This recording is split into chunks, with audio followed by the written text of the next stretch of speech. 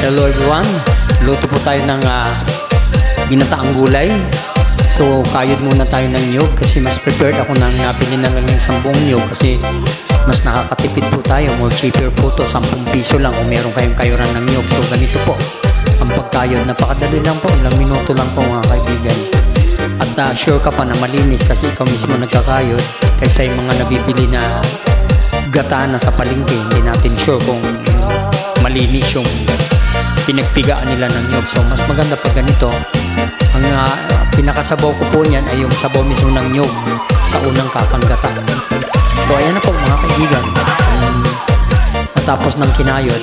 So pipitas po tayo ng bulaklak ng blue tar natin dahil ihahalo natin sa gatang sigarilyas. Ayan po, may mga bunga na po siya. Napagulang ko po para pantanim. At marami po kasi nangihingi. So ito pong blue tar natin ay mataas po ang mga vitamina na makukuha natin. We can get good benefits and it helps a lot to our body mga kaibigan. Marami nga po nangihingi ito dahil gusto magtanim din nila. Isa po siyang vine at ang bunga po niyan ay parang parang chicharo. Pwede rin po siya ihalo sa gulay, maging ang dahon. So ito na po ang sigarilyas. Mga kaibigan, i-slice natin ng maliliit. Gagataan po natin yan. So ayan na po ang ginger. Gusto ko maraming luya, tapos may sili na maanghang. And then ayan na po ang napitas na blue tar natin. Tatanggalan po natin yan ng pinakasipal niya, yung kulay green. Alisin natin kasi mapakla. So ayan naman po ang hipo na niregalo sa akin ng kaibigan ko, Miss Marilyn Rojas. Thank you for giving me this shrimp. So ayan po, alisin po yung kulay green para matanggal yung pakla. So i-slice na po natin, prepare na po natin. Pero pipitas muna tayo ng tanlad or lemongrass para pampabango sa ating ginataang gulay na may halong hipon, pampalasa po. And then pitas din po tayo ng malunggay. Alam niyo po ang malunggay, napaka masustansya po niyan, mabitamina po, marami pong good benefits din ang ating makukuha. Full of vitamin C, itingnan nyo lang po, full of vitamin C po yan. So ayan na po ang ginger na nilinis na natin at pinalumbon para hindi sabog siya habang pinapakuluan natin yung latik ng langis. So ayan na po ang mga nakahandang mga ingredients mga kaibigan. Mura-mura lang po to mga kaibigan, almost 80 pesos lang ang gastos. So ayan na po ang pangalawang gata, pinaglalatik po natin. The oil will comes out, then we're going to add the first coconut milk, yung kakang gata ilalagay natin. Ayan na po, si mabango na, nagmamantika na, naglalatik na, naglalangis. Kasi kailangan ganun ang gagawin din. Tumitas po tayo ng labuyo sa garden ko rin po. May tanim pa po, may bunga pang natira, isa na nga lang yata, yung iba hilaw pa. Kasi naaagad po mga kaibigan. Alam niyo po, tumataas ng presyo ngayon ng labuyo. Maabot na naman sa 300 to 200 or 150 ang kilo. So pagdating ng New Year yan, 1,000 na po yan. Tataas ng tataas po yan. So kailangan talaga magtanim po tayo para hindi na tayo nabili kagaya ng ginagawa ko. So ayan na po mga kaibigan. So pag kumulo po yung kakanggata, umpisa na natin ipaglalagay. Ilalagay na natin itong mga ingredients. Lahat-lahat po yan. Nagtira lang po ako ng kunting kakanggata pang pinali para manamis-namis po siya. So ayan na po, napakadali lang po iluto nito. Wala pang 30 minutes, okay na mga kaibigan. Tiyaga-tiyaga lang talaga kasi maraming hihimayin. Ayan, tinanggalan ko na ng sipal yung kulay green ng blue tar natin kasi mapakla po yung kulay green, yung pinakasipal niya dun sa petals. So ayan na po, kumukulo na uli yung kakanggata. So ilalagay na po natin ang mga ingredients para lumabas ang kanyang aroma, ang bango mga kaibigan. So ilang segundo na lang po, ihahalo na natin.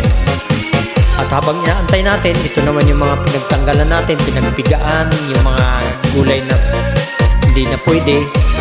Gagawin natin compost, ilalagay natin sa pasong malaki na lalagyan natin ng lupa. Inimix natin sa lupa para maging compost po siya. So ayan po mga kaibigan, ang aking timba na nilalagyan ng lupa at saka mga gulay na pinagtabasan. Instead of throwing it to the garbage, i-compost po natin dahil magandang pataba po yan sa ating mga pananim. Nakakatulong tumutulong ka na, nakakapampataba pa siya ng ating mga tanim sa hardin mga kaibigan. So habang inaantay natin yung kakangatan kumukulo, ayan po ang ating gagawin mga kaibigan. So there you are.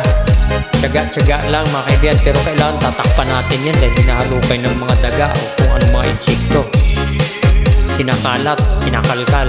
So ang ginagawa ko po, tinatakpan ko po yan ng mabigat na bagay para hindi mabuksan ng daga o ng pusa.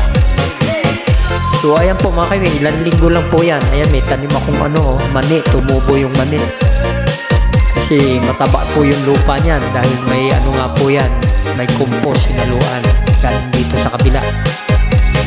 So ganyan-ganyan lang po mga kaibigan, at least organic, wala sang chemicals, kundi pure ang ating nilalagay ng mga vitamina sa halaman. Malinis po, tawag na nila organic. So ganun lang po, i-mix lang natin yan, tapos papatungan natin ng lupa. At paglipas ng mga ilang linggo, mabubulok na po yan, maganda na po yan pataba, ilalagay na natin sa ating mga halaman sa ibabaw, unti-unti. Kaya lagi ako may ganyan para tuwing magluluto ng mga gulay, yung pinagtabasan, nilalagay ko po dyan. So there you are mga kaibigan, takpan na natin, nilagyan ko ng mabigat na tiles at papatungan ko po yan ng halaman para hindi mabuksan.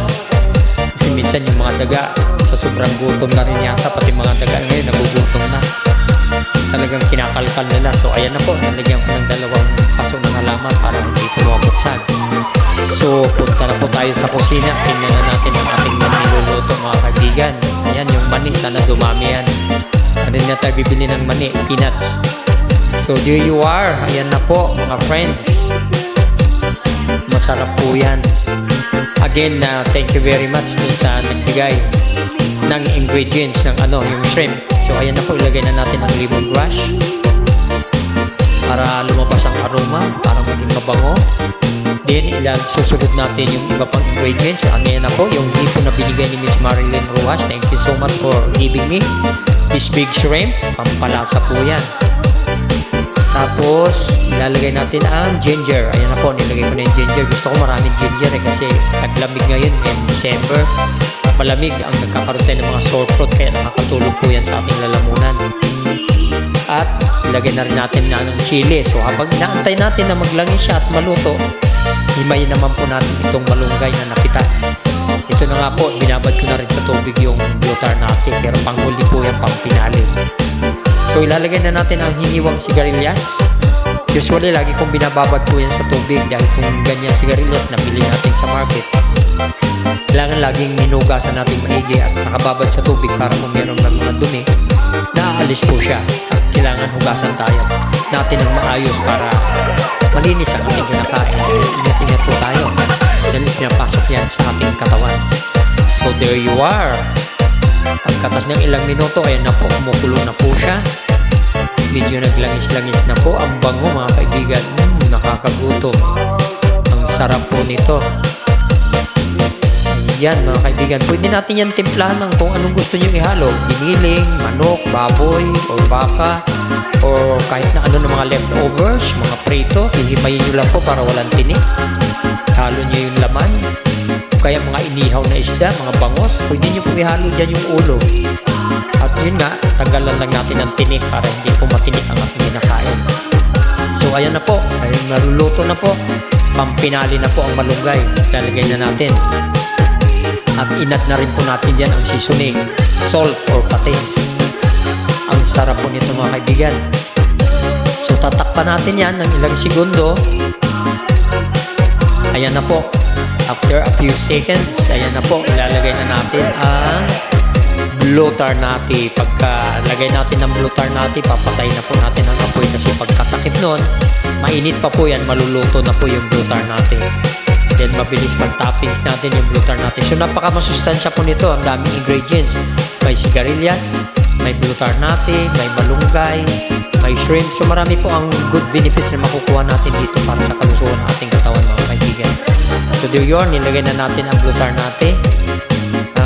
Bukod sa ginagawa natin itong tea, pwede rin gawing ulam, panghalo sa gulay. Yun nga lang, pampinali po lagi siya dahil details lang po yan, mabilis po maluto. At marami pong vitamina din ang ating makukuha. I-search nyo lang po sa Google o sa YouTube. Napakasustansya po niyan at nakakatulong ng marami. So there you are, ayan na po ang finished product. Ang sarap. Kain tayo mga kaibigan. Ako mes amigos. Delicioso comida mga kaibigan. It's it, come on, join me. Kain na po tayo ng ginataang sigarilyas. Ano nga ba ang English ng sigarilyas? Nakalimutan ko po. Comment po mga kaibigan. At muli, shout out sa mga kababayan ko mga Samarinyo. Kumusta po kayo riyan? Thank you for watching. And muli, please don't forget to subscribe, like, and share. And you can comment, wish. And muli, Merry Christmas. Ilang araw na lamang po. 3 days na lang. Tapos na ang simbang gabi. So, may the Lord bless us this coming 2024. At ingat-ingat mga kaibigan. Kasi iba na talaga ang ating mundo. Kailangan dasal-dasal. Huwag tayong bibitaw sa Panginoon. Ano man ang mayroon sa buhay natin. Hold on to Jesus whatever. Hindi niya tayo iiwan. Hindi tayo bibitawan. Tayo ang bumibitaw. Okay lang mga kaibigan. Maraming salamat. Merry Christmas in advance and Happy New Year in advance. Bye-bye and thank you for watching.